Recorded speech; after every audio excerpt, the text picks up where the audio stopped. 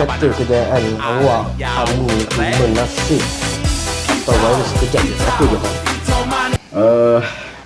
Bagi saya nasib lagu tu lagu saya tu kalau kata nasib saya sebab lagu tu virus sekejap je, sebab lagu tu satu lagu je, itu bagi saya terpulang pada rezeki masing-masing lah, dan rezeki pada lagu tu. Sebab bagi saya setiap lagu dia ada rezeki masing-masing.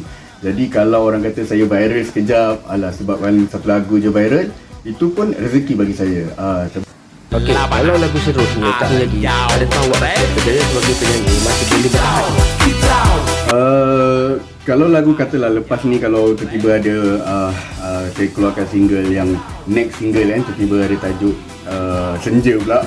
Kalau kata tak mendapat tempat, tak apa, kita cuba untuk next punya single lagi. Sebab macam saya cakap tadi, setiap lagu dia ada dia punya rezeki masing-masing. Even lagu Sunyi ni pun lagu yang ketiga saya. So kalau kata next, tiba-tiba saya keluar next single yang baru tak menjadi, tak apa, kita cuba next single lagi. Awak rasa sekarang orang kenal nama awak atau semua kenal lagu awak? Okay, bagi saya sekarang saya rasa orang kenal lagu saya tu, bukan saya, sebab orang minat lagu tu Sunyi.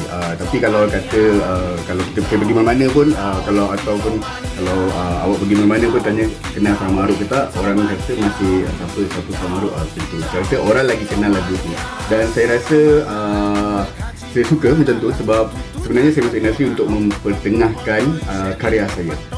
Jadi kalau orang lebih kenal lagu tu berbanding kenal saya, jadi itu satu yang bagus untuk saya. Kalau diberi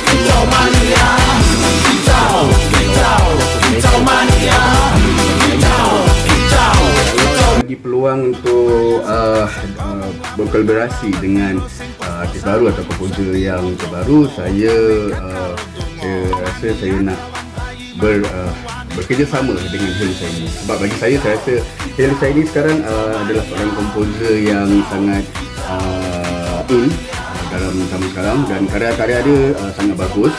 Semua yang tersisa hanyalah kisah hampa. Ini luka abadi, takkan pernah sembuh lagi. Meski ku cuba lupakan, bayangmu tetap menghantui. Hai kepada semua penonton SH TV, terus support lagu Sunyi. Terima kasih.